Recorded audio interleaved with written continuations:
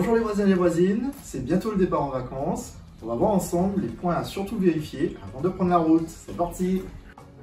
Ok, donc on va commencer par contrôler le niveau d'huile moteur. Pour ça, il faut repérer où se situe la jauge à huile. Elle est souvent de couleur jaune pour être bien visible. Donc là, elle est ici. On la sort de son logement. On prend son papier. On l'essuie bien. Et là, on va regarder sur la jauge. Il y a deux encoches. Une pour le niveau mini, une pour le niveau maxi. Donc l'huile doit se trouver entre les deux. On la replonge dans son logement. On attend un peu. On la ressort. Et là, on regarde. L'huile est bien sur le niveau maximum. Donc le niveau est bon. Ensuite, on va contrôler le niveau de liquide de refroidissement. Si il n'est pas bien visible, on peut s'aider d'une lampe.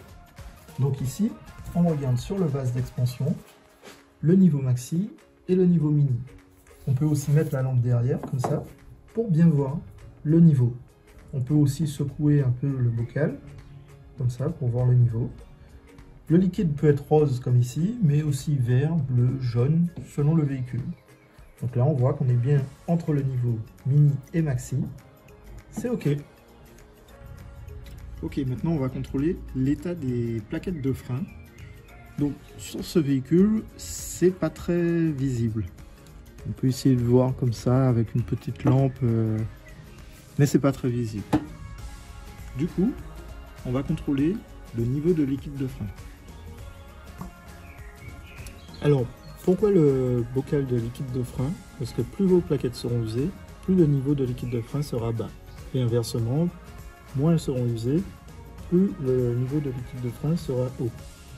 Donc au niveau du bocal de liquide de frein, on regarde, comme pour le liquide de refroidissement, il y a une petite barrette ici avec écrit max.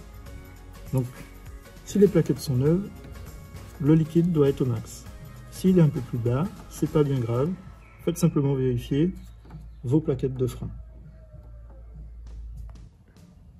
Pensez aussi à faire le plein de lave-glace, juste ici, pas de niveau mini ou maxi, remplissez juste le réservoir au maximum.